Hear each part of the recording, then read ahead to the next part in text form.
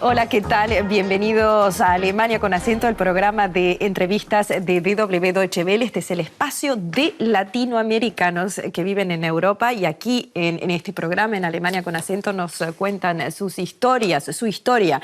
¿Por qué emigraron, por ejemplo? ¿Por qué se destacan por lo que hacen? ¿Y cómo es vivir tan lejos del país de donde uno viene? Y hoy está conmigo Eduardo Valdivia Rivero, maestro constructor de violines, nació en Bolivia, se crió en Colombia y vivió mucho tiempo en Venezuela. Eduardo, un gran placer tenerlo a usted y a su viola que me ha traído para ver un poco, a ver, señor director, si me ayuda a mostrar acá la viola construida por Eduardo, que ya vamos a hablar de estos maravillosos instrumentos. Bienvenido a Alemania con acento. ¿Cómo lo presento? Bueno, en primer lugar voy a agradecer también la invitación suya. Claro. Por otro lado, quiero agregar que no solamente soy constructor de violines, o sea, soy maestro constructor de violines, soy maestro constructor de guitarras y soy maestro constructor de flautas o de instrumentos de viento en madera. ¿Hay un nombre para eso? ¿Usted es un luthier? ¿Cómo se Bueno, yo sería un verdadero luthier porque de la época de la Edad Media, porque en los talleres de la Edad Media se construían todos los instrumentos. O sea, en mi taller se encuentran violines, se encuentran laúdes, guitarras, flautas, clarinetes. O sea, es un taller que tiene un sinnúmero de instrumentos y un solo trabajador. Muy bien. Y yo no sé si la gente que nos está viendo ahora en América Latina puede reconocer ese acento que usted tiene. Yo tengo un acento muy mezclado. En realidad yo soy boliviano. Viví 15 años en Venezuela, viví 4 años en Colombia y el resto viví aquí en Europa. He recibido el acento de cada zona donde he vivido y he hecho una mezcla. Naturalmente, como mi esposa es colombiana, tengo un poquito más de acento colombiano. Sí, ¿no? Sí. Pero no tan fuerte como muchos de los invitados, por ejemplo, que tengo. Así que, Eduardo Valdivia Rivera, muy bienvenido a Alemania con acento, porque usted habló recién de su taller y nosotros lo fuimos a visitar a usted a su taller. Y antes de mostrar el reportaje que le hemos preparado para nuestra gente, me gustaría decirle a nuestro público también latinoamericano que nuestro invitado tiene 3 títulos de maestro constructor, 3 títulos que acreditan a este trabajo y que es el único en toda Alemania que ha conseguido en estos momentos estos 3 títulos. Así que usted es toda una eminencia. Y vamos a mostrar a esta eminencia hoy, Eduardo Valdivia Rivera, de invitado en Alemania con acento. Este es el taller de Eduardo Valdivia Rivera. Es uno de los luthiers más prestigiosos de Alemania. Los instrumentos de cuerda son la cima en el universo de la madera. Construir violines requiere una precisión de relojería. Después de varios siglos, este oficio ha pasado a ser un arte, y desde la selección de las maderas hasta el último barnizado, se trata de un proceso que se efectúa mediante las técnicas más depuradas. Los lauderos son herederos de una ciencia artesanal excelsa. El constructor de violines es aquel que con su experiencia puede reconocer una madera o qué puede hacer de esa madera y qué provecho, cómo puede sacar el mejor provecho de esa madera. Esa es una calidad o una característica que no se puede enseñar. Se puede guiar, pero no enseñar. Eso lo tiene cada constructor tiene una idea, una visión de cómo debe ser su instrumento. Lo mismo que yo tengo mi visión, que es también muy personal. En el taller de Eduardo, maravilla el orden perfecto de las herramientas y los materiales que rivaliza con el de la propia tienda. Construye pocos violines al año. Los encargos más frecuentes que recibe son de limpieza y restauración. El sonido de los instrumentos de cuerda mejora con el tiempo. Por ello, la meta de los buenos intérpretes es adquirir un instrumento antiguo, a menudo con más de un siglo de existencia. Estas maravillas deben limpiarse y ajustarse por dentro con regularidad. De modo que un buen violinista siempre tiene su luthier de cabecera.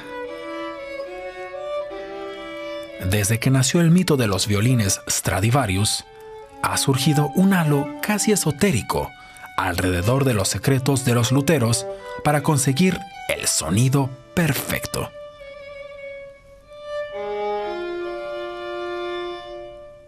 Cada músico tiene una idea del sonido y esa idea la busca en el instrumento. Si la consigue, lo encuentra maravilloso. Si no lo consigue, pues sigue buscando seguramente otro instrumento, ¿ya?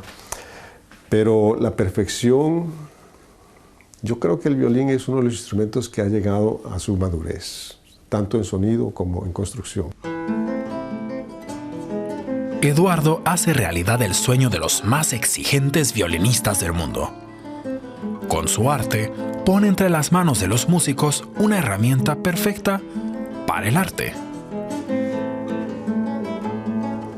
Pero aunque lleva labrando violines durante casi toda su vida, Eduardo no los toca, pues su hambre de música la sacia con otro instrumento también de cuerdas.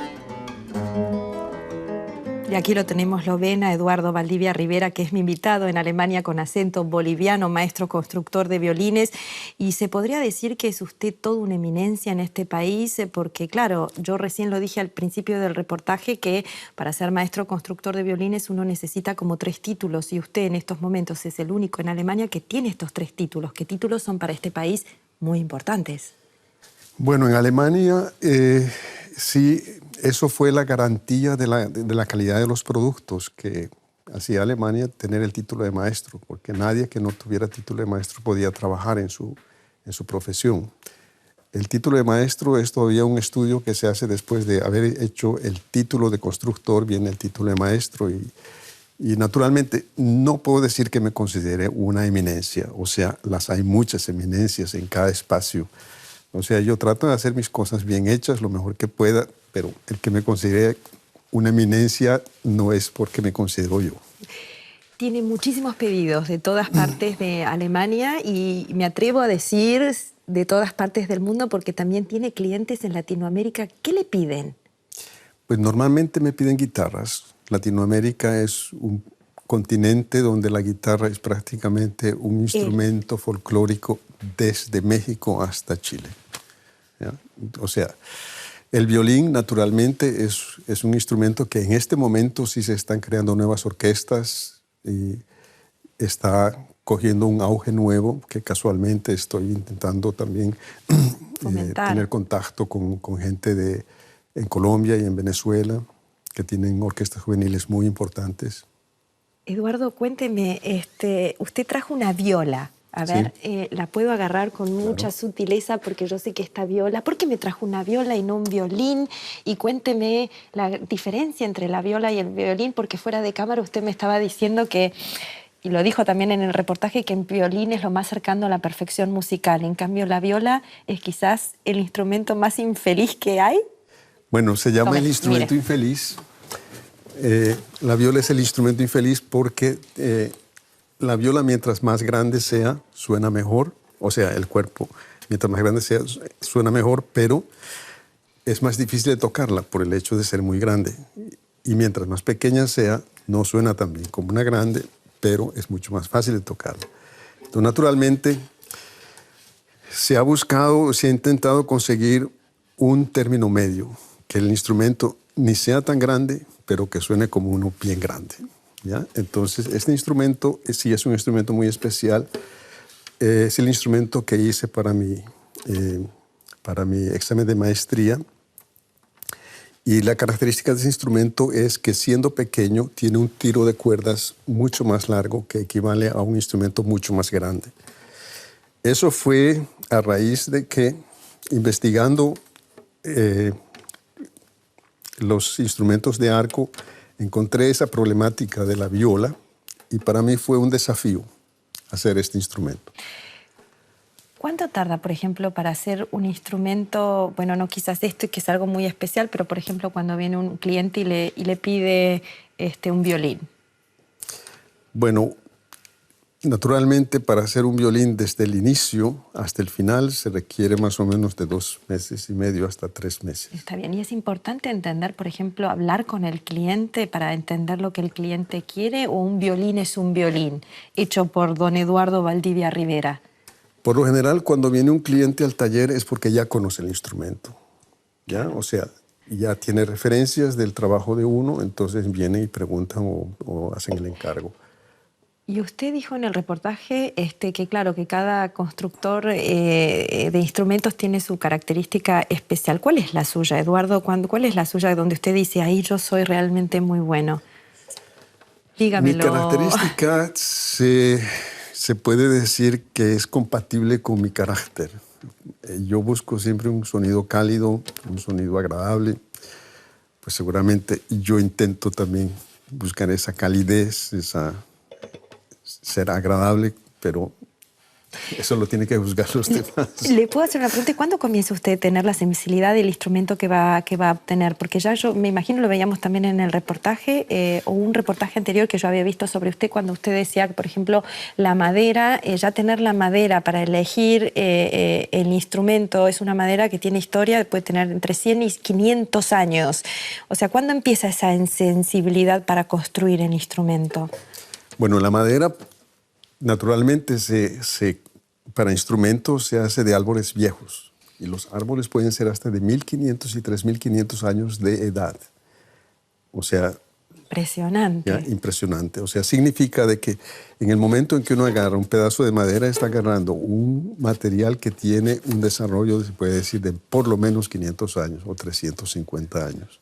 Entonces, naturalmente, madera no es igual a madera. Cada árbol es diferente. Inclusive la madera del mismo árbol también es diferente. Entonces uno, de acuerdo al material, uno más o menos intuye lo que puede hacer con él. Está bien. Y bueno, con esa intuición uno hace el instrumento y al final se da cuenta si realmente fue correcta la decisión. Lo veíamos labrando la madera en el reportaje. ¿Cuál es el momento donde usted dice, este es el momento más difícil de crear, por ejemplo, un violín? El momento de elegir las cuerdas, poner las cuerdas, el momento de, no sé, dígame usted es el artesano, maestro artesano de instrumentos. Bueno, en realidad lo más difícil no es la construcción. O sea, la técnica de construir es algo que cualquier persona puede aprender. Lo difícil es tener la experiencia y la intuición de qué se puede hacer con el material que uno tiene en las manos. Y naturalmente el momento para mí más difícil es cuando pongo las cuerdas, porque tengo que encontrarme con la sorpresa, si el instrumento es lo que yo esperaba o no. Bueno, casi siempre o siempre ha sido lo que yo esperaba. Le quiero mostrar un reportaje que quizás nos va a llevar nuevamente a tierra, porque estamos hablando de un mundo mágico de artesanías, de trabajo de labrar la madera, de un trabajo antiquísimo, de un trabajo muy respetado en este país, yo creo en todas partes del mundo. Yo no sé cuántos maestros constructores hay, por ejemplo, en Alemania. ¿Cuántos hay? No debe haber muchos, ¿o sí? Sí, hay bastantes. ¿Sí? Los hay bastantes. O sea, maestros constructores no los hay tantos como constructores. Bueno, está bien, porque vamos a ver un reportaje que, como ya le dije, nos va a llevar a tierra, porque vamos a hablar sobre la tecnología y la producción en masa de violines, y después hablamos de la diferencia de cómo sonaría un violín, que vamos a ver cómo se construye ahora y cómo suena un violín suyo. Adelante, por favor. Tradición versus alta tecnología. Un violín de fibra de carbono. Tiene un aspecto futurista, pero su sonido no deja que desear. Desde hace 10 años, Jörg Klein-Altstede fabrica en su taller violines de madera, pero en abril de 2012 lanzó al mercado su primer instrumento de fibra de carbono. Un trabajo de 3 años para él y sus 3 colaboradores. Desde hace una eternidad los violines se construyen de la misma forma, es decir, como lo hacía el viejo Stradivari en la ciudad de Cremona. Entonces se nos ocurrió la idea de hacer algo nuevo, atractivo para los jóvenes, pero también para músicos experimentados. Primero pensamos en hacer violines eléctricos con fibra de vidrio, pero luego dimos con este material, que posee unas propiedades acústicas sencillamente óptimas. Así se ve la fibra de carbono en su estado natural. El material se utiliza principalmente en la fabricación de autos y aviones. Para fabricar un violín se necesitan 10 días. Este lugar parece más bien un laboratorio que un taller tradicional. El material se empaca herméticamente y se combina químicamente con resina. Klein Alstede no inventó este procedimiento, pero lo perfeccionó junto a su equipo. Un violín tradicional de madera no cuesta menos de 5.000 euros. Uno de fibra de carbono cuesta solo unos 1.900. Y además es más robusto y resistente a la humedad. Una ventaja sería, por ejemplo, que si empieza a llover en un concierto al aire libre, los músicos no tendrían que guardar sus violines a toda prisa, sino que podrían seguir tocando con toda tranquilidad. Músicos profesionales de la Orquesta Filarmónica del Noroeste de Alemania, en Herford, ensayan los nuevos instrumentos. Uno de ellos es el intérprete de viola Radomir Wrobel. No suena igual que un instrumento de madera. ¿Alguna diferencia hay?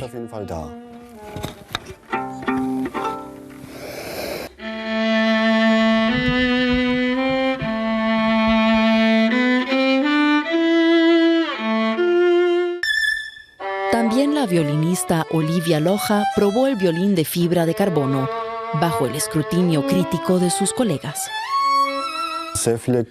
Entre los compañeros que vieron alguna vez la viola, algunos se mostraron horrorizados, pero a otros les pareció interesante.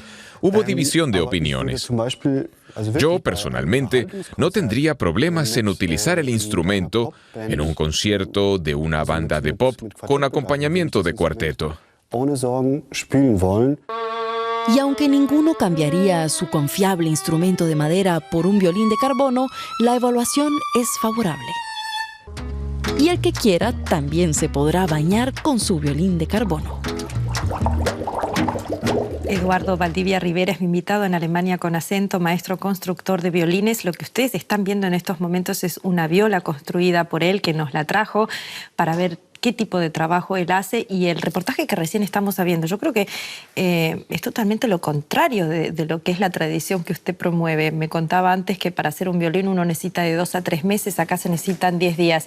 Fibra de carbono, ¿esto es el comienzo del fin de un arte tradicional o cómo lo ve usted? No creo que sea el fin de un arte tradicional. O sea, eso es una rama, se puede decir, de las nuevas búsquedas que se hace, pero la madera tiene una característica que creo que no se puede lograr con la fibra de carbono. De carbón, porque el instrumento es prácticamente un instrumento de material vivo.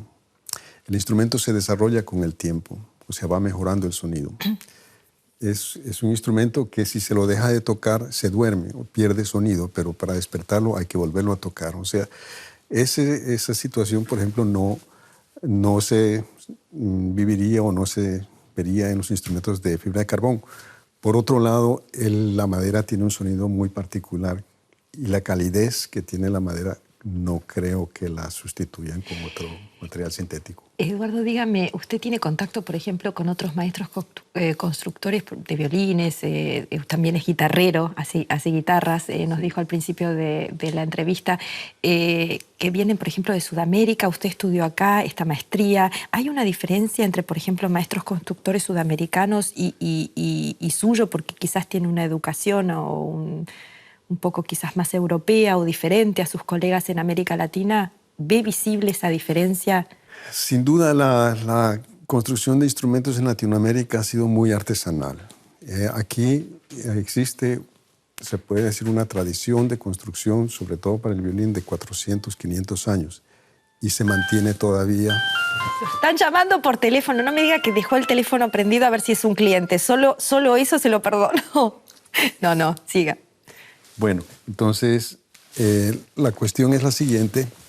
Volviendo a los constructores de Latinoamérica,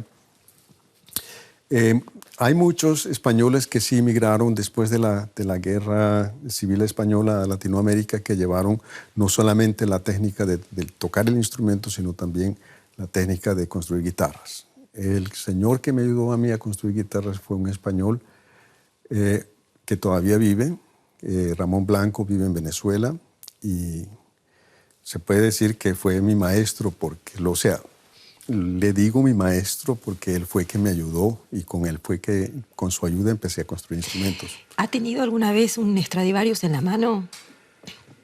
Sí he tenido porque tengo amistad con un ex alumno mío que trabaja en el Museo de Instrumentos Musicales aquí en Berlín, y entonces he tenido acceso a las... ¿Y qué es lo especial de estos Stradivarius? El sonido. El sonido. El sonido, sí. No es la historia, no es lo mítico, no es la mitología que... Claro, o sea, junto con ese sonido, o sea, está junto ese misticismo que hay por el instrumento. Además que son instrumentos que tienen un precio incalculable, ¿ya? ¿Usted podría hacer un Stradivarius, por ejemplo? Es que yo hago el modelo Stradivarius, sí, pero el modelo. O sea, yo no podría hacer un Stradivarius, pero hago el modelo Stradivarius, que suena muy bien. O sea, que seguramente en muchos años sonarán seguramente como un Stradivarius. O sea. Dígame, ¿cómo llegó usted a Alemania? Alemania fue una casualidad. Yo viví en Venezuela. En Venezuela estudié ingeniería civil y tenía una actividad política, colaboraba con una organización de izquierda clandestina. ¿De qué año estamos hablando, Eduardo? Estamos hablando de los años 74, 73.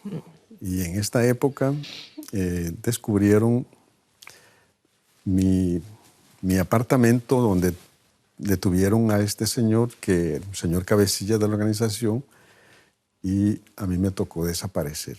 ¿Desaparecer quiere decir de un día para el otro abandonar Venezuela? Sí, así como estoy en este momento, tenía que irme ir a alguna parte que no me agarre la policía, porque tenía dos alternativas. O sea, había una represión bastante grande y tenía dos alternativas: o entregarme, delatar al señor que estaba en mi apartamento, o sufrir la tortura y que me desaparezcan, o desaparecer. ¿Y cómo es de un día para otro cambiar de país, cambiar de costumbres, cambiar de todo por el hecho de que uno se tiene que ir? Yo tengo muchos invitados que han decidido venirse a Alemania. Yo creo que es otra cosa totalmente diferente. De repente estar sentado en Venezuela y un mes después de estar sentado en una realidad que es totalmente diferente en la alemana de los años 70. O sea... Eso fue poco después de la muerte del Che Guevara, y donde fue una hermana mía también asesinada en Bolivia, que vivía aquí estudió en Leipzig, y a través de un médico boliviano, que es lo único que sabemos, se fue a Cuba. Él la enroló y se fue a Bolivia a luchar con la guerrilla, y ahí la asesinaron. Entonces, bueno, las organizaciones de izquierda supieron que nosotros éramos afectados por la derecha boliviana, dado que fue una hermana asesinada. Entonces prácticamente nos enrolaron. ¿Y lleva consigo esta historia, la historia de la hermana? ¿Lleva consigo, por ejemplo, el que su familia haya conocido al Che Guevara? ¿Usted tiene hijos? ¿Le cuenta todo esto a sus hijos, por ejemplo? ¿Es una figura importante dentro de lo que es la familia en el día a día, haber tenido una hermana que luchó con el Che Guevara, usted siendo boliviano? Pues claro que mis hijos saben, pero mis hijos, en cierto modo, se puede decir, están un poco más allá de esa pasión, porque uno trabajaba, uno no trabajaba más con la pasión que con la cabeza, ¿ya? Entonces, afortunadamente, mis hijos trabajan más con la cabeza que con la pasión. ¿Es lo que usted aprendió acá, trabajar más con la cabeza que con el corazón? No, hace un trabajo muy, muy cálido, pero... ¿se vuelve uno más mental en países más fríos y lejanos que los nuestros? En realidad es duro. El primer tiempo es duro, pero con el tiempo uno va entendiendo cómo funciona la sociedad, y hasta uno les da razón que tiene. Una sociedad tiene que funcionar así como la que funciona acá. ¿Por qué le da razón a una sociedad cómo funciona? Yo creo que mucha gente nos está viendo y se estará preguntando, ¿qué es lo que está diciendo el señor Eduardo? ¿Qué hay que darle la razón? Voy a poner un ejemplo sencillo, ¿ya? Sí. Cuando uno camina por la calle y se pasa un semáforo en rojo, habrá alguno que le diga que no se debe pasar el semáforo en rojo, ¿ya? Eso produce, en un principio a mí me producía cierto malestar, ¿ya? Es decir, la cuadratura. Pero si uno se pone a ver, y tenemos aquí 70 millones de personas, si cada uno hiciera lo que le da la gana, esto no funcionaría. Y es lo mismo con el tráfico, otro ejemplo. Ya tiene que funcionar y hay ciertas reglas y normas y afortunadamente la gente sí las respeta. Si no las respetaran sería un caos absoluto. ¿Ya? Usted vivió mucho tiempo en Venezuela, hizo su carrera en Venezuela de ingeniería civil. Sí. Vamos a hablar un poco de Venezuela y ¿le interesa la música en sí? Yo sé que lo vimos tocando la guitarra, pero ¿le interesa la música en sí o el instrumento? Porque le quiero mostrar un reportaje sobre Gustavo Dudamel, uno de los grandes directores de orquesta que tenemos en estos momentos, que viene de Latinoamérica, venezolano. Entonces me gustaría preguntarle antes si realmente le interesa la música. Bueno, la pasión mía siempre fue la música. Antes de haber empezado a tocar guitarra, antes de haber empezado a construir instrumentos, yo fui el coleccionista de discos clásicos en mi casa. Tenía el dinero que conseguiera para comprar un disco. Me perdí la época de los Beatles, la época de Pink Floyd, la época de los grandes de los 60, de los años 60, por coleccionar música clásica. Efectivamente, cuando escucho unas piezas de los Beatles en mi casa, les pregunto a mis hijos, ¿quiénes tocan? Me dice el mayor, papá, ¿cuándo viviste tú? En verdad, yo no vivía esa época. Bueno, pero estamos viviendo esta época y volviendo a Gustavo Dudamel, que es una persona muy discutida en estos momentos en Venezuela, porque es un personaje que estuvo muy cercano a Chávez. Chávez en su momento hizo muchísimo también por lo que es la cultura y los chicos, los coros, la música, el fomentar lo que es los instrumentos musicales. Pero bueno, vamos a hablar de eso. Vamos a ver ahora un reportaje sobre un año de la muerte de Chávez y cómo Gustavo Dudamel también estuvo orquestando, siendo encargado de la música durante el velorio de Chávez, y después seguimos hablando porque usted es un gran conocedor también de Venezuela. Sí. Adelante, por favor. De la batuta de Gustavo Dudamel, el director latinoamericano más destacado del momento, se despidió al exmandatario Hugo Chávez hace más o menos un año. A la cita habían acudido jefes de Estado latinoamericanos, pero también el entonces presidente iraní Mahmoud Ahmadinejad y el presidente de Bielorrusia, Alexander Lukashenko. Desde el comienzo, el nuevo gobierno venezolano trató de convertir a Chávez en un mito. Pretendía embalsamar su cuerpo como se hiciera con Mao o Lenin, plan que luego se abandonó, y aprovechaba la buena fama de Dudamel. Hugo Rafael Chávez Frías. Él no excluía a nosotros las mujeres. Él nos daba la mano amiga para seguir adelante. Nos daba el cariño, la confianza y el amor para poder cuidar a nuestros hijos el día de mañana, para el futuro de ellos. Realmente nos sentimos tristes y la inmensa mayoría del pueblo está triste porque esto es un golpe muy grande. Pero nosotros lo vamos a asimilar porque el mismo presidente Chávez nos está dando fuerza para que nosotros superemos todo esto. La figura de Chávez está muy lejos del olvido. En un país dividido entre los seguidores y detractores de su sucesor, Nicolás Maduro, su recuerdo persiste. Vamos a hablar de música, vamos a hablar de política, vamos a hablar ahora de Venezuela. Gustavo Dudamel dijo, considero al presidente de la República en su momento, Hugo Chávez, como uno de los artífices en el desarrollo del sistema musical venezolano. Usted como maestro constructor de violines, una persona que está muy cerca a la política, ¿tiene razón o no tiene razón?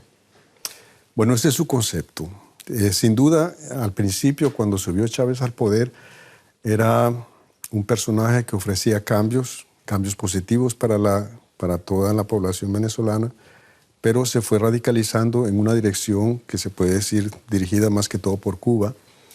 El hecho de que digan que por Chávez es Dudamel o se ha hecho mucha música, eso lo hizo ya antes de Chávez, lo estaba haciendo el maestro Abreu.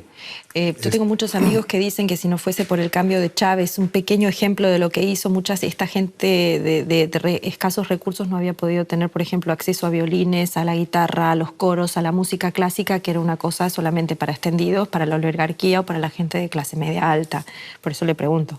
Sin duda, Venezuela es un país muy musical, hay gente joven extremadamente musical, que sí se han hecho orquestas nuevas, Pero vamos a decir lo siguiente,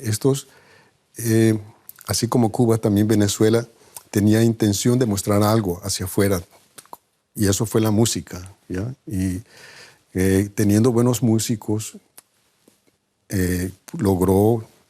lograron crear orquestas. Además, había una ayuda económica bastante grande para que funcionaran estas cosas, estos grupos musicales, y naturalmente con ayuda sí se hizo bastante.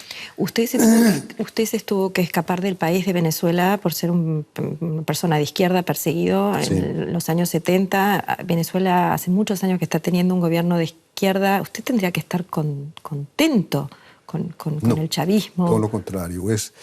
En realidad el chavismo no es sino... Chávez fue un gran populista. Venezuela está en un estado de miseria tremendo. Hay una persecución horrible contra la oposición. No hay derecho de palabra. O sea, hablan de paz, pero reparten fusiles y armamento a los llamados colectivos, que son gente marginal.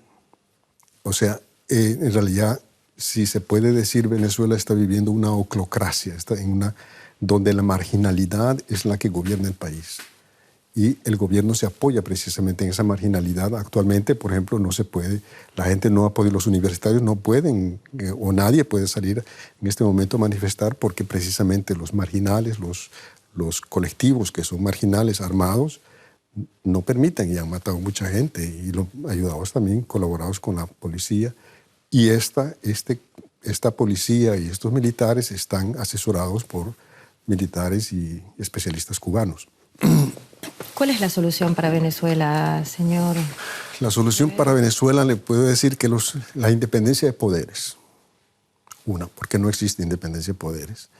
La otra es la democracia, como en todo país. O sea, que todo el mundo tenga derecho, ¿ya? Y oportunidad, los mismos derechos. ¿Venezuela es una democracia para usted? Venezuela para mí es una dictadura. Y eso que yo fui de izquierda. Uno de los personajes más venenosos y terribles que es Silva, que él pertenecía al grupo donde yo estaba colaborando. Y es un tipo de lo más insoportable, o sea, un tipo venenoso, intrigante, mentiroso. Tenía un programa y yo dije, bueno, ¿cómo puede ser que yo colaboraba con esta gente? ¿Ya? Porque naturalmente yo puedo decir, Chávez me dio amnistía. O sea, por Chávez tengo amnistía. Pude regresar a Venezuela por eso. ¿Cuánto tiempo estuvo acá? Gracias a Chávez usted volvió a Venezuela. Yo volví después de 31 años a Venezuela. O sea, yo viví 4 años en Colombia. ¿Con la misma pasión y el mismo interés hacia ese país como el primer día? Naturalmente, tengo allá mi familia. Mi familia está en Venezuela. Sí. Sufriendo las consecuencias se puede decir, del socialismo del siglo XXI. ¿Y de Bolivia qué tiene usted? Porque nació en Bolivia. En Bolivia, naturalmente, está parte de la familia, o sea, familia de mi madre, de mi padre, familia... ¿Condena también tanto a su Bolivia ahora, en estos momentos, como está condenando a Venezuela? Bueno, Le pregunto porque mucha gente en Europa pone todos en el mismo lugar, ¿no? A Maduro, a Evo Morales, bueno, Cristina Kirchner también se acerca. Pertenecen al mismo grupo, ¿ya? Correa, Evo Morales. Pero es una realidad que nosotros tenemos que aceptar. Es una realidad que yo creo que desde afuera, desde Europa, es muy fácil hablar, pero son todos presidentes que han sido electos por nuestra gente. Bueno, yo no puedo hablar mucho de Bolivia. Yo creo que sí ha sido electo presidente Evo Morales. En Venezuela ha sido Maduro electo con fraude, un fraude. No han mostrado el recuento de votos. O sea, sí han recontado la máquina, pero la máquina da el mismo resultado. ¿Ya? Es como una computadora que se programa, siempre sale. Pero se exigía el recuento de votos con firmas y huellas digitales, que nunca lo hicieron. Vamos a preguntarle a nuestros televidentes qué opinan de lo que estamos hablando, pues yo creo que tenemos mucha gente muy politizada en Latinoamérica, mucha gente que estará muy de acuerdo con lo que usted está diciendo, mucha gente que no lo estará, así que escríbanos @dw.de. Tenemos como invitado a Eduardo Valdivia Rivero, estuvo 31 años sin poder volver a Venezuela, una persona que fue perseguida, un izquierdista como él se autodenomina, y que no está de acuerdo con lo que está pasando en estos momentos en Venezuela. ¿Qué pensamos de nuestras democracias hoy en día en Latinoamérica? ¿Estamos contentos con lo que tenemos? Venezuela sí es un caso que polariza quizás muchísimo, no solo dentro de lo que es el país, sino cada vez que nosotros aquí en DW Deutsche Welle hablamos de Venezuela, ustedes no se pueden imaginar la cantidad de emails que recibimos, porque es un país que realmente está polarizado. Sí. O sea, hay el riesgo inclusive de que a través de esta declaración que yo hago, no dudo que reciba yo también algún ataque, de algún modo, porque está a ese extremo polarizado donde la gente se ha dividido de tal modo que no existe más camaradería, existe lo que es odio. O sea, es una especie de secta, ¿ya? Es un sectarismo donde el que no está conmigo es mi enemigo y el que está conmigo es mi amigo. ¿Ya? O sea, eso es como una secta religiosa. Esa es la mentalidad del chavismo en este momento. Le quiero mostrar una foto sobre la nueva generación, sobre sus hijos. Usted dijo que, claro, que esa pasión de ese izquierdismo de antes, esa pasión de haber conocido al Che Guevara, no la tienen sus hijos quizás. ¿Qué es el Che Guevara, por ejemplo, para sus hijos? ¿Es una figura pop? Yo cambié mucho mi opinión también sobre el Che Guevara, donde vi en YouTube la historia contada por camaradas que estuvieron con él, y el Che Guevara era un individuo también, un criminal, no era otra cosa. O sea, del hecho en una figura, un mito, y casualmente esta publicación que la hacen en YouTube se llama El mito Che Guevara, que son personas que han estado con él, donde quedaban sorprendidos con la facilidad que él mataba a una persona. Y después que llegó al poder también cuentan con la facilidad que mandaba al paredón personas que sin ningún tipo de juicio ya estaban predestinados a ser fusilados, y simplemente él ponía la firma para que los fusilen. Me interesa saber qué le queda a sus hijos de esa Latinoamérica que usted está hablando, de su Latinoamérica. De mi Latinoamérica, mis hijos, el mayor ha estudiado latinoamericanística, es doctor, summa cum laude, trabaja como profesor en la Viadrina Universität, en la Universidad Viadrina de Frankfurt, del ODA. Que es una universidad muy emblemática, lo felicito, sí, por su hijo. Una universidad internacional. Sí. El menor es economista y trabaja en una compañía que, bueno. ¿Y se sientan, por ejemplo, en la mesa para hablar? Por ejemplo, con un hijo que estudió de estudios latinoamericanos y el padre que vivió allá y que se tuvo que escapar y durante 30 años no volvió, y un Chávez que le dio el permiso, el indulto para poder volver, y hoy un padre que está criticando a todo lo que está pasando en Venezuela. Bueno, debe marear un poco a esos hijos que quizás no están tan cerca. Una conferencia en Venezuela, en la CELARC, y sobre Bolaño, y él tuvo la oportunidad de ver parte de cómo era el chavismo, y él quedó sorprendidísimo al escuchar permanentemente los discursos de Chávez, donde él dijo, pero esto es un fascismo puro. Esa fue su opinión, donde él es un personaje que tiene se puede decir, un pensamiento muy amplio, no solamente de historia, él conoce muy bien toda la historia latinoamericana, él conoce muy bien toda la literatura latinoamericana. O sea, Latinoamérica no tiene, se puede decir, grandes filósofos, pero sí tiene grandes escritores. Y siempre estos grandes escritores... Y grandes caudillos, para bien o para mal de algunas cosas. Sí. Bueno, pero esa es nuestra riqueza, ¿no? Los escritores latinoamericanos, que son prácticamente los que han escrito también la historia. ¿Ya? ¿Y su historia queda aquí o vuelve a Latinoamérica? Bueno, le puedo decir, tengo una hermana que vive en Venezuela, ella estudió periodismo y escribió una novela contando la vida de la familia Valdivia Rivera. Esta novela ella quedó como segunda finalista en un concurso nacional en Venezuela, con su libro que se llama Desalambrar. ¿Se puede conseguir en Latinoamérica? Bueno, lo vamos a tener en cuenta. Todavía no lo ha publicado, pero ya lo va a publicar. Bueno. Ya. Tanto así que el profesor que la guiaba le hizo borrar algunas partes del libro porque le decía, eso no es tan real, eso es poco irreal. Al final yo le dije, hermana, cuéntelo en realidad. Bueno, estamos muy curiosos de poder tener contacto con ese libro cuando salga. Yo lo único que le puedo decir desde acá, desde tan lejos de Venezuela, desde la otra parte del mundo, desde Europa, desde Berlín, desde nuestros pequeños estudios de Alemania con acento, que usted es una eminencia en lo que hace. Gracias. Como maestro constructor de violines con pedidos de todas partes del mundo, también de Bolivia, porque uno de sus clientes, ¿quién es? Miray Vaca es uno de los grandes guitarristas bolivianos, que es una figura internacional y toca un instrumento mío. La guitarra. Sí. Un pedido especialmente hacia usted. Él estuvo de visita en mi taller y se enamoró de una. Muy bien. ¿Cuántos pedidos? ¿Qué está haciendo ahora con las manos? Me dedico mayormente a restaurar y a reparar. Está bien. Que ese es el espacio que siempre he tenido. Siempre he trabajado en ese espacio. Me parece un poco paradójico ese trabajo quizás tan hacia adentro, tan meditativo que usted debe hacer con la madera, con sus trabajos y un mensaje tan fuerte político que usted me está dando.